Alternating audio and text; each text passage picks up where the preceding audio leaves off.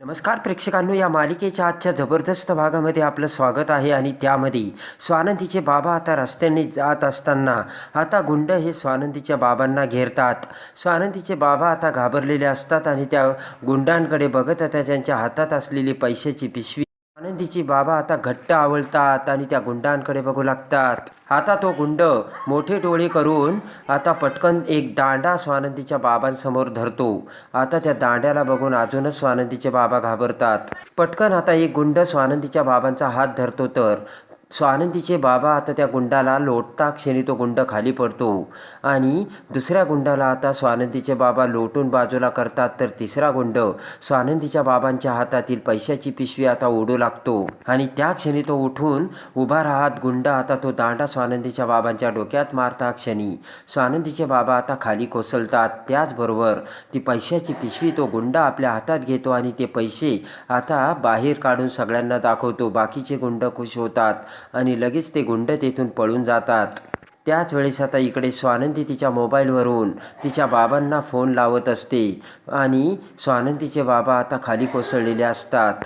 आता समर आजी समोर आलेला असतो. आजी म्हणते की अरे स्वानंदीचे बाबा येत आहेत म्हणे. समर म्हणतो हो, त्यांना ना त्या बांगड्यांचे पैसे परत करायचे.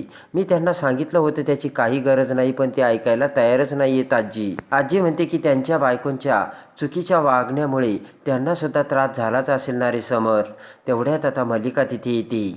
तेवढ्यात मल्लिका म्हणते स्वानंदीचे बाबा येत आहेत ना. समर आणि आजी मल्लिकाकडे बघतात. मल्लिका म्हणते की एवढ्या लवकर एवढे पैसे देणे त्यांच्यासाठी किती जड आणि अवघड झालं असेल नाही का. मल्लिका म्हणते की जर स्वानंदीच्या बाबांनी पैसे परत केले तर आपला त्यांच्याविषयी जो गैरसमज झाला होता ना की त्यांनी पैसे लाटले म्हणून, ते गैरसमज दूर होईल. समर म्हणतो त्यांनी आपल्या वंशपरंपरागत चालत आलेल्या बांगड्या गहाण ठेवल्या, त्यामुळे सत्य तर काही बदलणार नाही आहे. मल्लिका म्हणते की तुझं बरोबरच आहे तसं, पण त्यांनी आता म्हटले ना माझ्या मुलांनी नाही तर मी पैसे परत करतो म्हणून. त्यांनी जर पैसे परत केले तर. समर म्हणतो आहे मी वरती आजी, ते आले की मला सांग. मल्लिका म्हणते हो हो मी कळवते बरं का. समर निघून जाताच आजीला आता मल्लिकाचा राग येतो. आजी म्हणते की मला वेळ नाही आहे आणि तू चक्क काय बोललीस मल्लिका, तुला कळतंय का. आणि मला वेळ नाही आहे, चल मी येते असे म्हणत आजी तेथून निघून जाते.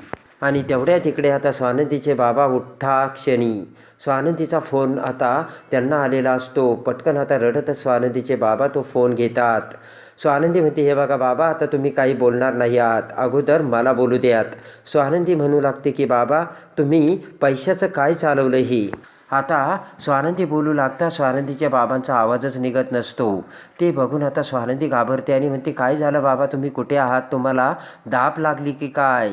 स्वानंदीचे बाबा रडू लागतात आणि रडतच स्वानंदीचे बाबा म्हणतात नंदू आपले सगळे पैसे गेले ग. तेव्हा स्वानंदी म्हणते बाकी सगळं सोडा, तुम्ही व्यवस्थित आहात ना. रडतच स्वानंदीचे बाबा म्हणतात काही वेळापूर्वी गुंड आले होते आणि त्यांनी मला मारून पैसे ते घेऊन पळून गेले. आता स्वानंदीला धक्का बसतो आणि इकडे आता रडतच स्वानंदीचे बाबा स्वानंदीला सांगत असतात. तर तेवढ्याच पाठीमागून रोहन तिथे येतो. त्याच्या बाबांना बघताच आता रोहनला धक्का बसतो. पळतच आता रोहन तिथे येत म्हणतो बाबा काय झालं तुम्हाला. रडतच आता बाबा म्हणतात की हे आपले सगळे पैसे गेले रे. आता स्वानंदी फोनवर बोलत असते. स्वानंदी म्हणते रोहन रोहन अरे मला सांग काय झालं आहे तिकडे. बाबा व्यवस्थित आहे ना, मी लगेच येते, मला लोकेशन पाठव. तर रोहन म्हणतो थांब ताई तू येऊ नको, मी सगळं बघतो. आणि स्वानंदी म्हणते की पटकन त्यांना दवाखान्यात घेऊन जा. आणि इकडे आता ते गुंड पैसे घेऊन अंशुमन समोर येतात आणि ते पैसे अंशुमनला देताच अंशुमन खुश होतो आणि ते पैसे त्याच्या पिशवीमध्ये टाकतो आणि त्याच्या खिशातील आता त्या गुंडांना देण्यासाठी दुसरे पैसे आता अंशुमन त्या गुंडांना देतो आणि म्हणतो की हे बघा कुणाला कळता कामा नये आणि गुड जॉब. ते गुंड खुश होऊन तेथून निघून जातात. इकडे तेवढ्यात मल्लिकाचा अंशुमनला फोन येतो. तर हसतच अंशुमन म्हणतो की आपण जिंकलो मॉम, ट्रॉफी घेऊन येतोय. तर लगेच मल्लिका म्हणते की गुड जॉब आणि सरळ आहे तिथून ट्रॉफी घेऊन लगेच ये. मल्लिका म्हणते आता अजिबात वेळ वाया घालवायचा नाही, ट्रॉफी घे आणि सरळ घरी ये. मल्लिका म्हणते की आणि ही ट्रॉफी घेऊन रिस्क्यू टूवर जायचं नाही, पटकन ती ट्रॉफी घेऊन मला तू घरी पाहिजे. तेव्हा आता लगेच अंशुमन म्हणतो की बाकीचं आपण घरी आल्यावरती बोलू मॉम. आता इकडे समर आता स्वानंदी समोर येतो आणि म्हणतो की तुमचे बाबा पैसे घेऊन येत आहेत. मी त्यांना सांगितलं होतं येऊ नका, त्याची काही गरज नाही आहे म्हणून. घाबरतच आता थरथर कापत स्वानंदी म्हणते ते नाही येते, त्यांना मारहाण केली गुंडांनी. ते ऐकताच आता समरला धक्का बसतो. स्वानंदी म्हणते की बाबांना गुंडांनी मारहाण केली आणि ते आता येऊ शकत नाही आहे. तर समर म्हणतो म्हणजे? स्वानंदी म्हणते रोहनचा फोन आला होता, तो बाबांना हॉस्पिटलमध्ये घेऊन गेला. समर म्हणतो की ओ असं आहे का. स्वानंदी म्हणते की FD मोडली त्यांनी तुमचे पैसे देण्यासाठी. तर समर म्हणतो की बरे आहेत ना त्यांची तब्येत आता. स्वानंदी म्हणते माहीत नाही पण मी आता जाते. तर लगेच आता समर म्हणतो काळजी घ्या मग त्याची. तर स्वानंदी म्हणते तुम्हाला खोटं वाटतंय का, मी जे बोलते त्याच्यावर तुमचा विश्वास नाही आहे बसत का. तुम्हाला काय वाटतं ना याच्याकडे तुम्ही लक्ष देऊ नका, कारण मी सगळं वाटण्याच्या पलीकडे गेलोय. इकडे आता रोहन बाबांना हॉस्पिटलमध्ये आणतो. डॉक्टर म्हणतात हे बघा आम्ही मलमपट्टी केली, फ्रॅक्चर वगैरे काही नाही आहे आणि काळजी करायचं कारणही नाही. आणि आता रोहन त्याच्या बाबांना म्हणतो की चला, आणि त्याच्या बाबांना आता धरून रोहन हा बाहेर आणतो. आता रोहनचे बाबा काळजीत पडतात आणि म्हणतात आता समर सरांचे पैसे मी कसे परत करू. ते बाबा म्हणतात आता मी काय करू, अरे रोहन ही शेवटची FD होती. तेव्हा रोहन म्हणतो तुम्ही कशाला टेन्शन घेता बाबा. बाबा म्हणतात तू समर साहेबांना फोन करून सांग बरं. रोहन म्हणतो हो आपण फोन करूयात. आता इकडे स्वानंदी ही खाली येते आणि स्वानंदी जाऊ लागताच आता मलिका म्हणते की अगं स्वानंदी तू कुठे चालली, तुझे बाबा येत आहेत आत्ता. स्वानंदी घाबरतच म्हणते की नाही ते येत नाही, मला आत्ता फोन आला होता, त्यांना गुंडांनी मारहाण केली आणि पैसेसुद्धा घेतले. ते ऐकताच आता मलिका नाटक करत म्हणते की ओ काय बोलतेस तू, आणि मलिका उठून उभा राहते. स्वानंदी म्हणते मी बाबांकडे जाते. तेव्हा आता मलिका म्हणते तू तुझ्या बाबांना आमच्या फॅमिली डॉक्टरांकडे घेऊन जा, ते अगदी चांगले आहे नाही का हो आई. स्वानंदी निघून जाताच आता मलिका आजीला म्हणते की मला काही कळत नाही, यांचेच पैसे कसे चोरी होतात. मलिका म्हणते काय करणार, यांचं नशीबच असं आहे वाटतं. तर आजी आता मलिकाकडे बघते. इकडे आता रोहन त्याच्या बाबांना आता घरी आणतो आणि रोहनच्या बाबांना बघून आता मंदाकिनीला धक्का बसतो. मंदाकिनी म्हणते की पैसेही गेले आणि सगळंही गेलं. मंदाकिनी म्हणते काय गरज होती हे सगळ्यांची, आता हे सगळं कोण निस्तरणार. मंदाकिनी म्हणते की त्यांचा बिझनेस करोडमध्ये आहे, त्यांना अशा 10 लाखाने काही फरक नाही पडणार. रोहन म्हणतो की आई तू काय बोलतेस. मंदाकिनी म्हणते की अरे माझा जीव तुटतोय, त्यांनी कष्टाने कमवलेला पैसा आहे तो. मंदाकिनी म्हणते की दिवस रात्र तो पैसा कमवण्यासाठी त्यांनी मेहनत केली, तो पैसा. रोहन म्हणतो की आई हे सगळं तुझ्यामुळे झालंय, तुझ्यामुळे. तर मंदाकिनी आता रोहनकडे बघते. रोहन म्हणतो की जर ताईच्या बांगड्या तू चोरून गहाण ठेवल्या नसत्या तर आज हा दिवस आपल्याला बघायला मिळालाच नसता आई.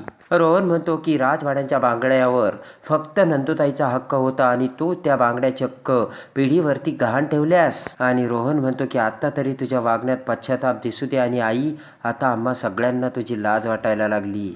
आता स्वानंदीचे बाबा रोहनला म्हणतात की रोहन.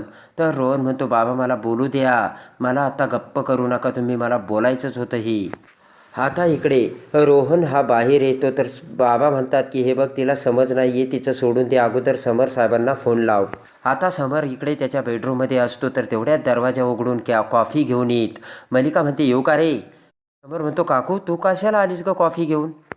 तेव्हा आता मलिका म्हणते अरे तू थकला असशील. समर म्हणतो नाही ग. नाटक करत मलिका म्हणते की समर तू अगदी कामाशी प्रामाणिक सच्चा पुरुष शब्दाला वागणारा आणि खरंच तू जे बोलतो ना ते करून दाखवतो. समरला आता खुश करण्याचा मलिका प्रयत्न करत असते. मलिका म्हणते की जरा समर तू खरं वागला ना, लोकांना हे कळत नाही आहे, लोक असेच म्हणतात समर चिडका आहे, पण समर जे खरं आहे ना तसंच वागतो.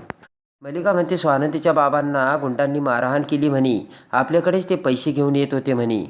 समर म्हणतो कळलं मला. तर मलिका म्हणते स्वानंदीने सांगितलं का तुला. मलिका म्हणते की काय मला काही कळत नाही, जगातले सगळे चोर गुंड त्यांनाच कसे मिळतात काय माहिती.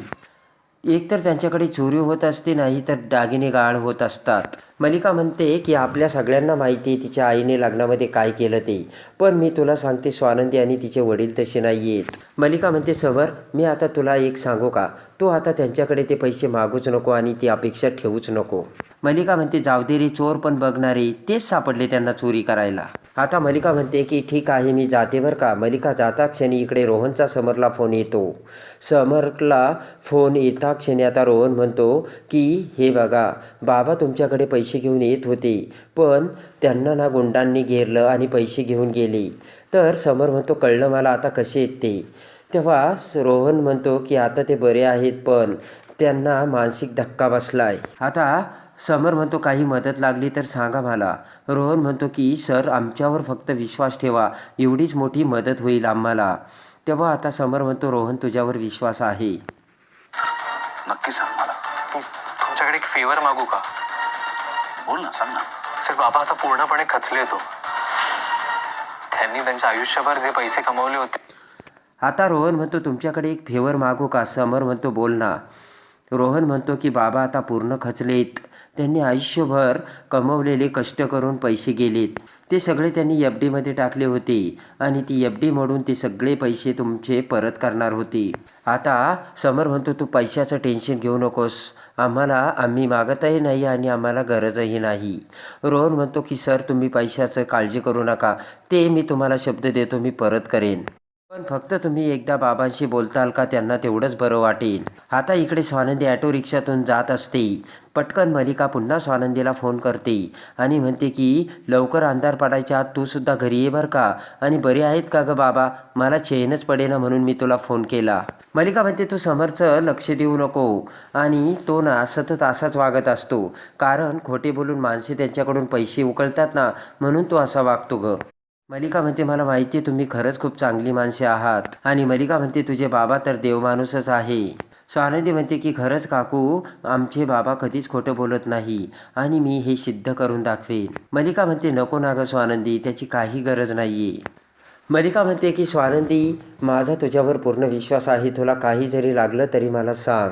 मलिका म्हणते आता वेळेत घरी ये आणि पुढच्या वेळेस जाताना गाडी घेऊन जा, उगाच माझ्या जीवाला घोर लावत बसू नकोस स्वानंदी.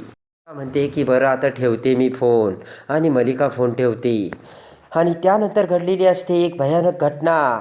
आता स्वानंदी ही तिच्या बाबांना भेटून घरी आलेली असते, आणि इकडे आता अंशुमनने ते सगळे पैसे घरी आणलेले असतात, पण आता त्यातील काही पैसे अंशुमन पॉकेटमध्ये काढून ठेवतो, पण ते पैसे आता पॉकेटमधून काढून आता अंशुमन एक डिलिव्हरी बॉयला घरामध्ये देऊ लागताच आता इकडे रोहिणी मेडने कूलर चालू केलेलं असतं, आणि त्याच्या हवेने त्याच्या हातातील सगळे पैसे वारा येऊन वाऱ्याने उडतात आणि खाली पडतात. स्वानंदी तिथेच असते. त्या सगळ्या 500च्या नोटा आता स्वानंदी जमा करते, आणि त्या नोटा बघून पटकन स्वानंदी विचार करते की काल बाबांनी पैशाचा फोटो काढून पाठवला होता, आणि तो फोटो आणि ते पैसे बघताच त्या फोटोतील सिरियल नंबर आणि ह्या नोटांचा सिरियल नंबर मॅच झाल्याचे स्वानंदीच्या लक्षात येते. आणि पटकन आता स्वानंदी ही आता समरकडे येते आणि म्हणते की ह्या नोटा अंशुमनच्या पॉकेटमध्ये होत्या, आणि काल बाबांनी पैसे काढले त्याची सिरियल नंबर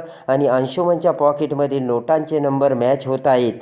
आणि समर ते बघताच आता समरला सगळ्यात मोठा धक्का बसतो, आणि स्वानंदीने आता खरा चोर पकडलेला असतो. तर आता खरा चोर पकडताच आता समर अंशुमनकडून पोपटासारखे भडाभडा सत्य वधून आता कसे आता चोरी वधवणार, आणि स्वानंदी आणि तिचे बाबा हेच खरे असल्याचे कसे समोर येणार, हे बघण्यासाठी आणि या मालिकेच्या डेली अपडेटसाठी आपल्या चॅनलला लाईक करा, सबस्क्राईब करा.